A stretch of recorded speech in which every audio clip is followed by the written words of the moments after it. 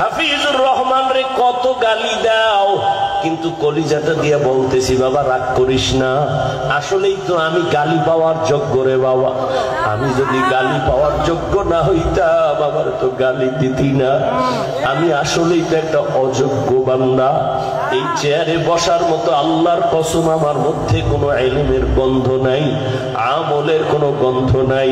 মাঝে মাঝে একা একা ভাবি যে আল্লাহ আমার এই চেয়ারে কেন বসাইছে। এক সাগর পাড়ি দিয়ে এখানে আসছি, আমি আর এক সাগর পাড়ের সন্তান রে বাবা। এই মানুষগুলো কেন আসছে তাও আমি বুঝি না, অথচ আমার কথায় কোনো কিছুই নাই, আমার ইলম নাই, আমল নাই, কেন আসছে তাও জানি না।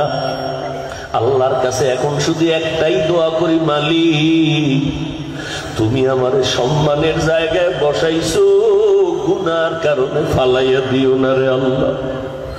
সম্মানের জায়গায় বসাইছো রে মালিক, গুনাহের কারণে তুমি ফালাইয়া দিও না। ও কলিজার যুবক, পায়ে হাত রাইখে বলি, কলিজা দিয়া মোহাব্বত করি রে বাবা। আমি এখানে একটা যুবকেরও হুজুর বানাবার জন্য আসি নাই, ভয় নাই। আমি তোমাকে একবারও বলবো না তুমি স্কুল ছাইরা কলেজ বাদ দিয়া মাদ্রাসায় যাও, দাড়ি লম্বা করে তসবিহ হাতে নাও, পাগড়ি লাগাও, একবারও বলবো না। বরং আমি তোমার পক্ষে কিছু কলিজা দিয়া দোয়া কইরা যাব। আমি শুরুতেও বলছি, আবারও বলি, আমার দোয়া কবুলের খোদার কসম গ্যারান্টি নেই, তবে এই মাঠে বহু আল্লাহর বান্দা আছে আমিন খালি ফেরত যাবে না। আর এটা রসুলের কথা, একজন আর আমিন যদি মজলিসে কবুল হয় সবারটাই কবুল হয়ে যাবে। হাফিজুর রহমান রে কত গালি দাও, কিন্তু কলিজাটা দিয়ে বলতেছি বাবা রাগ করিস না, আসলেই তো আমি গালি পাওয়ার যোগ্য রে বাবা। আমি যদি গালি পাওয়ার যোগ্য না হইতাম আমার তো গালি দিতি না। আমি আসলেই তো একটা অযোগ্য বান্দা।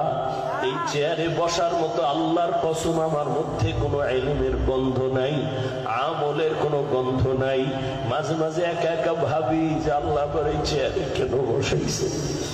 এক সাগর পাড়ি দিয়ে এখানে আসছি, আমি আর এক সাগর পাড়ের সন্তান রে বাবা। এই মানুষগুলো কেন আসছে তাও আমি বুঝি না, অথচ আমার কথায় কোনো কিছুই নাই, আমার ইলম নাই, আমল নাই, কেন আসছে তাও জানি না।